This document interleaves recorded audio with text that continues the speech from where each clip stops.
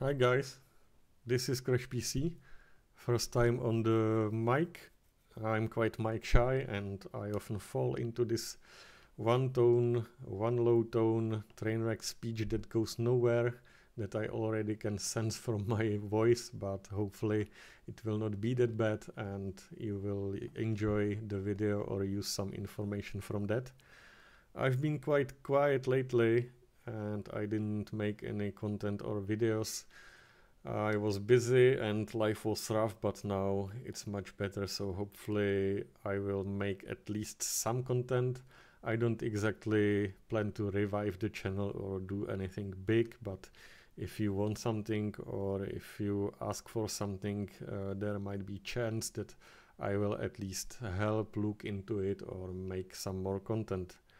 There is no big expectations for the channel or this video also. It is not professional presentation. There might be some swear words, shits and giggles and maybe some burps, but hey, I will try. They said make a YouTube video. It will be funny, so I'm trying. Today I would like to talk about new speakers, especially subwoofers, because that's what I specialize in. I also plan to show you my new heavy-duty personal PA rig project that I'm building now. I will hopefully make it work into summer. Then I will connect it with small review of the LaVoce subwoofer speaker, and maybe at the end I would start rambling about speakers, Q parameters, motor force and stuff like that. Let's see how it goes. So for the newish speakers, or more exactly subwoofer additions that are newish to this or past year, there are basically 4 brands that came out of the woodworks with their exciting products. First one is Precision Devices. They did their PD dot series, 18, 21, maybe other, I don't know, but I always look into the most beastly ones. This one is certainly it. It is 2160 with 6-inch coil, 33 Tesla meters of BL force and 16 millimeters of X-Max excursion. This one will work very well in a horn or a conventional bass reflex. I would like to see the review of this one. In the teal small parameters it shows it has quite stiff suspension, 43 micrometers for Newton. That's stiff.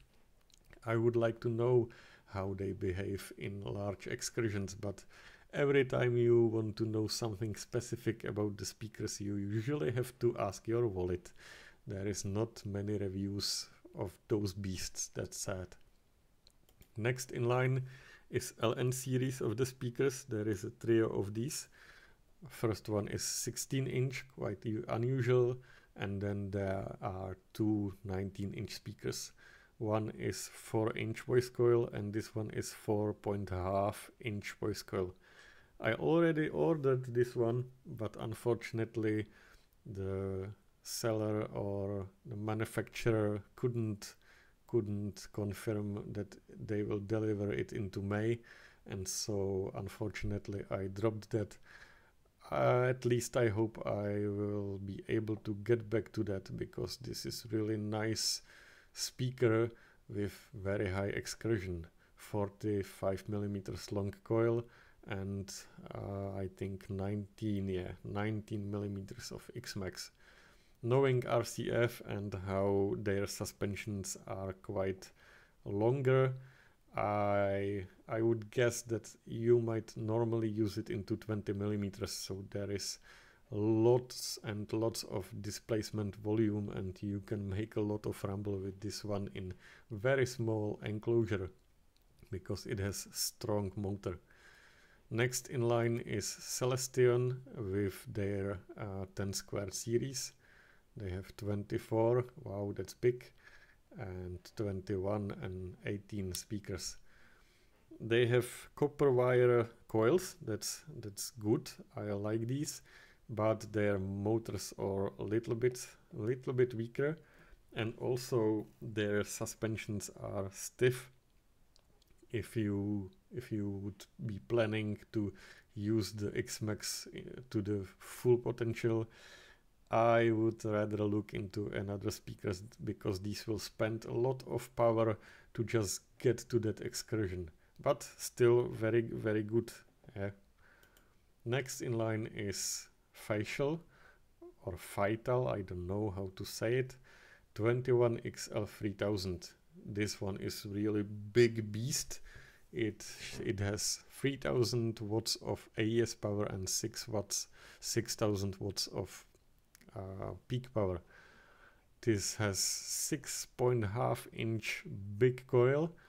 It is 40 millimeters long, so it is not exactly IPAL class or Eminence NSW class of displacement volume that you would make absolute earthquakes just by the cone. But if you load it into some box that will add some impedance to the air, yeah, then this one, oh my god, this will shake everything. So that's for the speakers, and now I will go into my plan for a heavy duty one person rig, PA rig project. So for my personal PA rig audio, as I would call it, I always had something, but it was never ending chain of changes, and I'm tired of that. I had 21 inches beast subwoofers, I had 18s, I had 15, 12, 10s, and now I even play 8 inches tops. But yeah, I have to finish something that I can take outside and be happy with it. I will make it in a way that it will be upgradable, so I will not be that stuck, or I will not have that feeling of being stuck. But now I will finish these 18 inches unconventional bass reflex heavy duty subwoofers for bass music, so hopefully it will be some more fun to have. I was in search for such driver for quite some time, and guess what? Every time you need to know something specific about the driver, you always have to go back and ask your wallet. There is no parameter, no datasheet specification that would tell you exactly how the driver will behave in excursion. This BC1 says X-Max of 16.5 millimeters and X-var of 14 millimeters. The X-var value says basically that at that point the motor force or suspension compliance drops by 50%, but while or after seeing high level measurements, meaning Clipple, it shows that the X-var, the realistic X-var is even lower, so this one will not behave very well under high excursions, meaning distortion. It can go into 20 millimeters, it's not a problem for the driver. You can stretch it for the moment and there will be no damage. It is a lovely driver. I would say it's the OG of the Euro drivers, as I would call them, meaning strong neodymium motor and 4.5 inches aluminum or CCAW coil.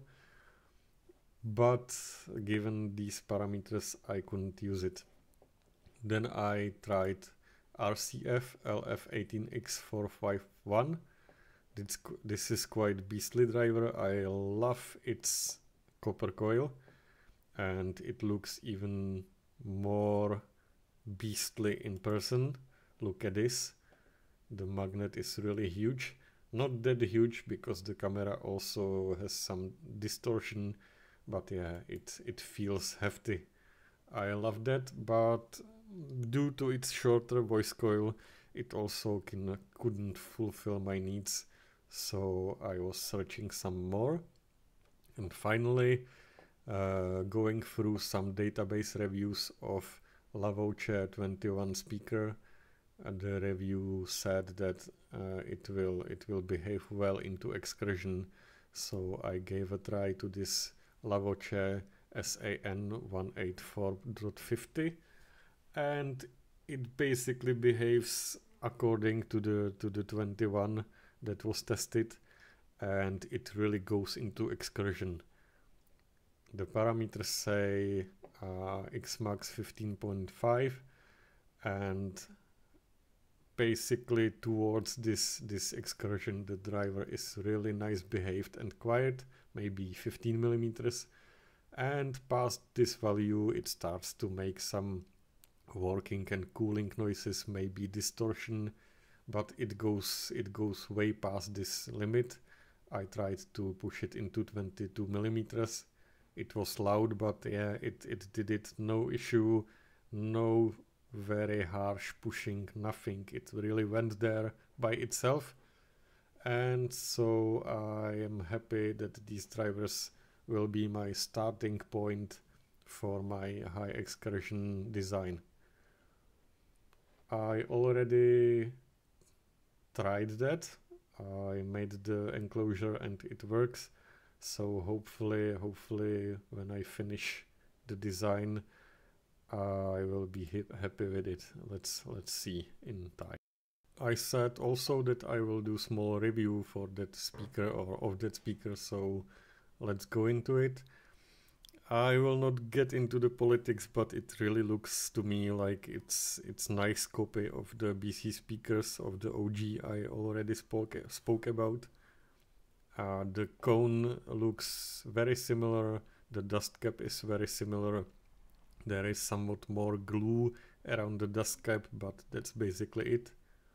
The motor also looks exactly same as the 18D-S115. The speaker has different base kit, but it's basically the same. The spider is nicely soaked in silicone. It behaves very nice. There is not much fatigue. It's really good. What I don't like about that speaker is the leads, the tinsel leads. In a way they are bent in one point too much, and there is the point where the movement of the lead stops, and I think it will be fatigued, so I might try to bend them differently, but otherwise everything about that speaker looks like high quality, very good. I like it.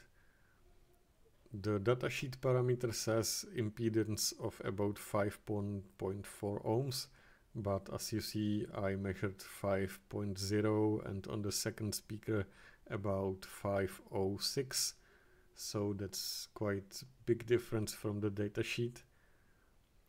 And then I measured parameters after some burn-in, and when I see those parameters they are almost same as of the 18DS115, little higher resonance frequency, but basically it's the same driver. I don't know how they managed it, but it's the same beastly driver with just little bit more excursion capabilities, so I'm very happy for that, and also it was cheaper. And so, with a very capable speaker in my hands that might support my stupid ideas, meaning stupid as in STEWPID, because that's how stupid I go, I tried to put it into simulation against conventionally tuned bass reflex design at 39 Hz. Mine one is tuned to 29. As you can see, I applied some high pass, low pass and equalization in order to make it apples to apples comparison. It might not be fair in some ways or cases, but there is no other way to compare it to get some good data out of it, so I went this way. We can start with cone excursion, and you can see that my design has really high cone excursion. I will not hide that there are a few issues with it. The suspension might be more strained, there might be more distortion, but I picked that speaker because I knew and I know now that it behaves very nicely at high excursions, so this might be fairly eliminated. Let's see when I build it and test it with a real world high level signal, and then I can decide if my design was stupid or not. What's good about the high excursion across the usable band is that the speaker is moving a lot and it is cooling a lot. So once some heavy bass hits the speaker, I will not have that fear of typical bass reflex design, as you can see here. Tuned to 39 Hz, doesn't matter if we set 40. When some long bass note at 40 Hz hits in the music, the cone excursion is very low and cooling is also very low. When we look into power profile, we can see that around this frequency the power for the conventional design is about 1100 watts, and we know that such speakers only handle 40 or 400 or 450 watts of power. They cannot dissipate anymore. So basically, if that happens, either your speaker is toast or some heavy limiting must kick in. When we go back to cone excursion, you see that the conventional design has some leeway and you can put more power for peaks into it, but then it just makes the issue with power even bigger. When you put enough power in the speaker, it might so happen that you need to apply about 10 dB limiting in order for the speaker to not burn down. So in music you will witness either quite heavy bass pumping, hearing how the limiter kicks in and out, or the average sound level will be just much lower in order to not damage the speaker. So for that reason I chose the high excursion design, and hopefully it will help. Now for the power, you can see that the conventional design arguably shows eating less power. Yeah, my design shows to eat much more power, but there is a catch to this because the conventional design is tuned in the frequency of the most usual bass range, which is 40 Hz. That tuning causes that speaker to be exactly in phase, 0 phase angle in the tuning. That means that the apparent power showed here is the same as the real power. So yeah, this is what will happen to the speaker. But in my case, where I undertuned my speaker in that tuning frequency here, the phase angle, electrical I mean, is about 46 degrees. That means that voltage and current don't go side by side. There are times when there is current flowing through the coil but no voltage, and voltage going but no current. And for that reason, to get real power and what causes most heat, you need to calculate this power, and this is calculated through normal multiplication of voltage and current, but you also need to multiply it by the cosine function of the phase angle. And if we do this, I'm already here, stupid, 46 degrees, that means that you need to multiply the apparent power number by this one, just at that frequency, you know. When you do that, we can get back to power. Here we have about 400 watts for 1400 watts, and we multiply it like, what was it, something like that. now the real power going to the speaker is under 1000 watts. So I cannot put the cross in the simulation here, but now you can see that my design will eat less power at these frequencies than the conventional one. So at the same time it will eat less power, and at the same time the cone excursion will be much higher for much better cooling. So in my case, if some heavy bass music hits, I will only need to employ about 2 to 3 dB limiting. That's barely audible, and so my speaker should hit harder, it should be heavier sound and also somewhat safer. So I hope this one works out and I will have a winner. Now you can always use more speakers and have some, you know, surplus of power, and I already did it. For my single person rig I'm using 4 very strong speakers, and so I don't need to push them really that hard, but once I push them even a little bit, I like that strong sound that doesn't weaken when the speaker gets hot, because this one will not. Yeah, so that's about it. And now there is some time for my rambling about speaker Q values and motor strength. I imported another speaker into the simulation. It is BC Speakers 18PS100. You can see in the parameters it has somewhat weaker motor and more Q.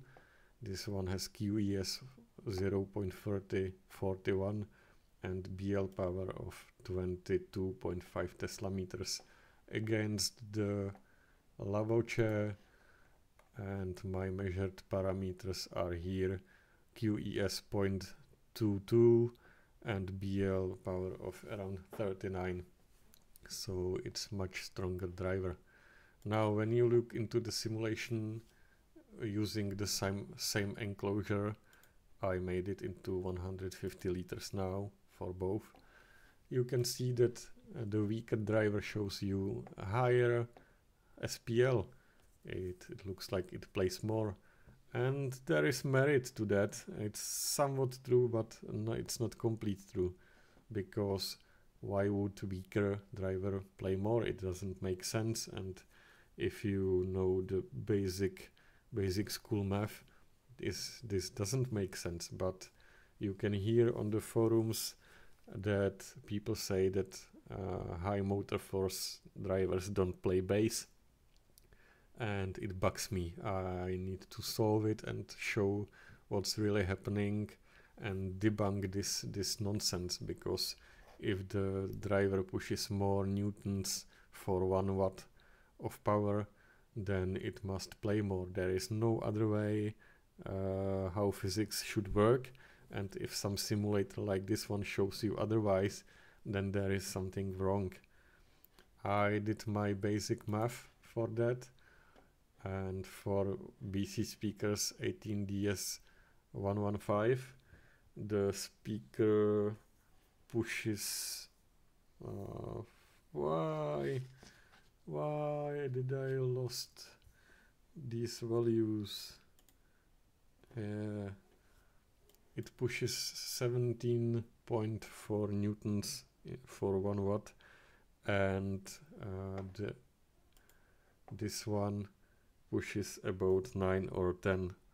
So this is totally weaker speaker, and there is no way that it's louder. And now I should explain why that happens. That happens for 2 reasons.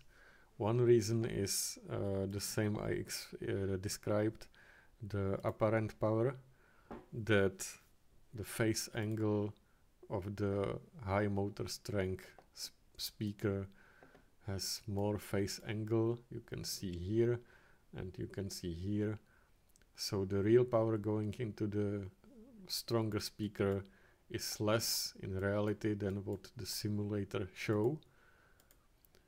And on top of that, you can see that even the apparent power of the speaker, the weaker one, is much higher. There is much more power going into the weaker speaker, and that's basically the reason why it's louder. Once you compensate for the phase angle and for the apparent power at each frequency, you will see that the stronger speaker will play at least the same or even more than the weaker speaker. There is no other way around it. It might so happen that it doesn't play more, that it isn't louder at same real power, because these are high excursion drivers that need more control over the cone and over the excursion. So the stiffer suspension eats somewhat more of that advantage, but basically at no point it is weaker speaker, and at no point it plays less bass. But you always have to think in a real world. In order to feed that stronger speaker, I will look into impedance. The stronger speaker has much higher impedance. That means that using your current amplifier that was able to feed your weak speaker, now that amplifier will not have enough voltage to feed the strong speaker. Usually you need some new amplifier that can put out much higher voltage to actually feed that strong speaker. So I hear it, I can understand why putting nonsensically newer, stronger speaker into the old design will not yield any additional, I don't know, advantages or SPL or anything. That's true. It's not always universally better, but if you can afford to feed that higher higher motor force speaker, by all means do it. It will be always stronger, it will hit harder, it will be more efficient, it will not heat up that much. So yeah, if you can get good amplifier and get that low Q speaker, and it will be always better. These old ways are not working for high performance anymore. So that's it for now. Thank you guys for listening. If you have any remarks or maybe opposition or questions, obviously do not hesitate to ask me via email or in the comments under the video.